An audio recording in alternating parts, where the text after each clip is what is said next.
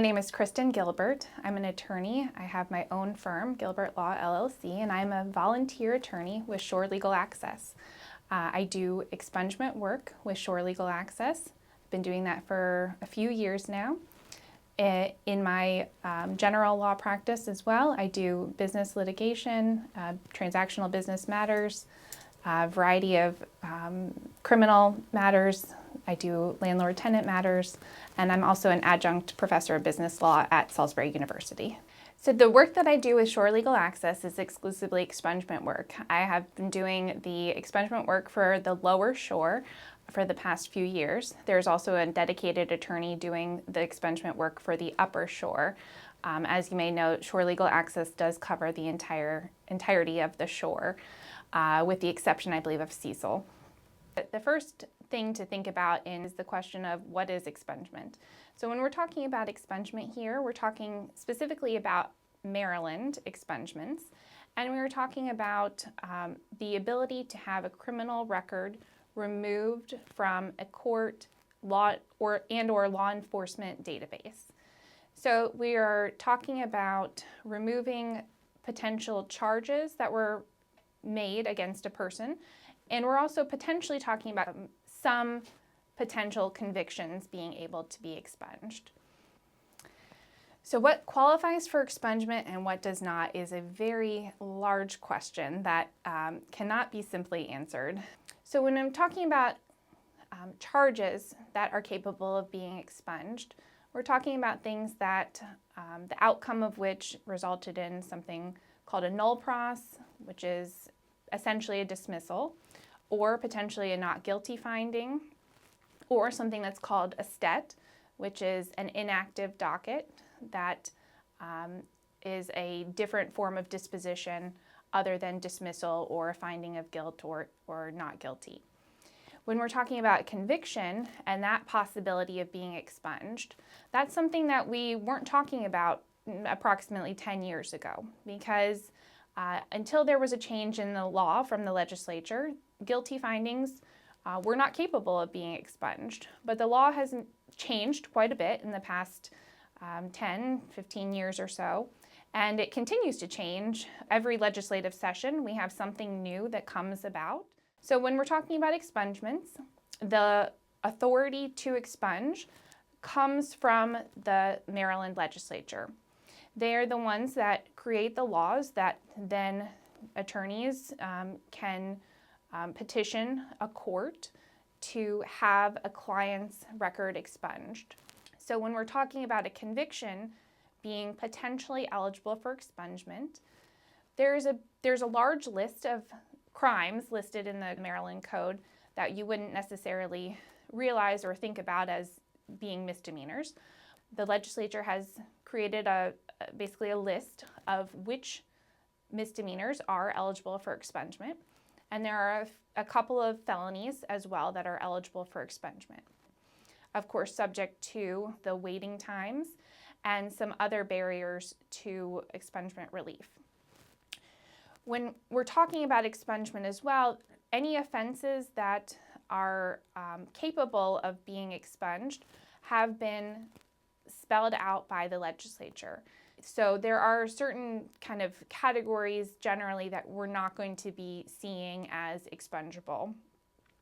Some of those offenses that you will not find on the list of convictions that are capable of being expunged would be things in the category of, for example, robbery or armed robbery, things in the nature of sexual-based offenses. So as I mentioned, the law is ever changing. There are new laws coming to existence every year.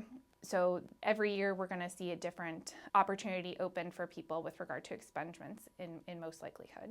The laws do change on a regular basis. The legislature does consider potential expungement laws every year.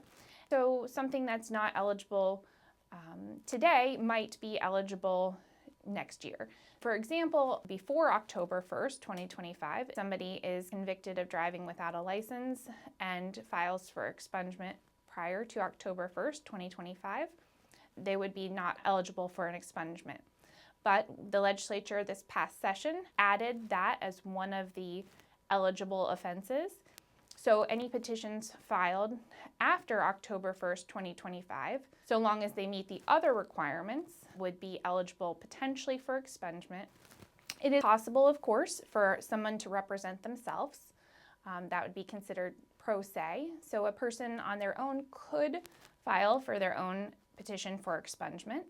However, of course, with all matters, we always recommend having an attorney that can be beside you to guide you in the process, to make sure that what you are filing is accurate and what you are filing is capable of being expunged to the attorney's best ability in reviewing your record. There's also nuances that can come about. It is definitely recommended always to have an attorney if you have the ability to have one. Shore Legal Access provides pro bono services for financially qualified individuals.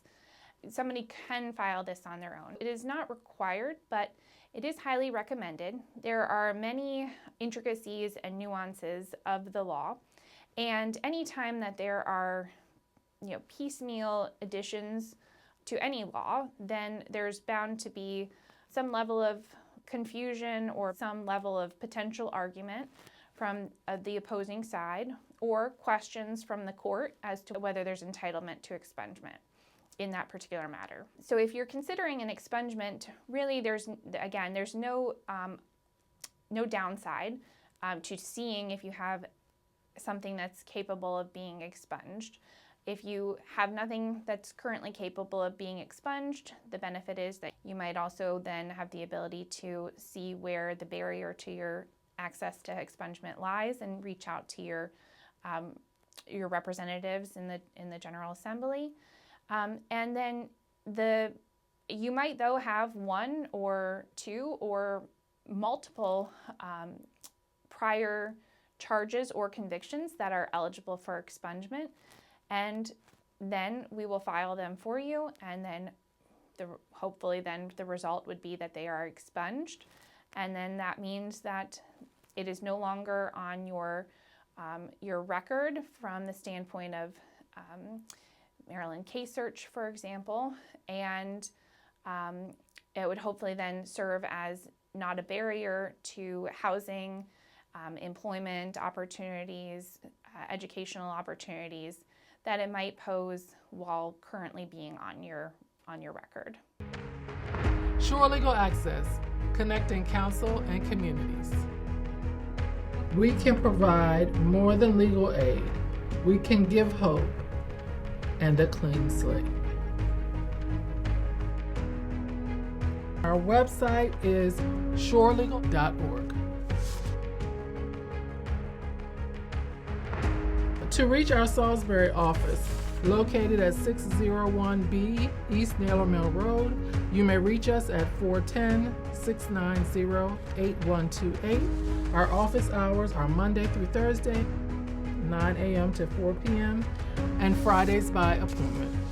To reach us in our Easton office at 499 Idlewild Avenue, Suite 102, you may reach us at 410-690-8128, and the office hours are Monday through Thursday, 9 to 4, and Fridays by appointment.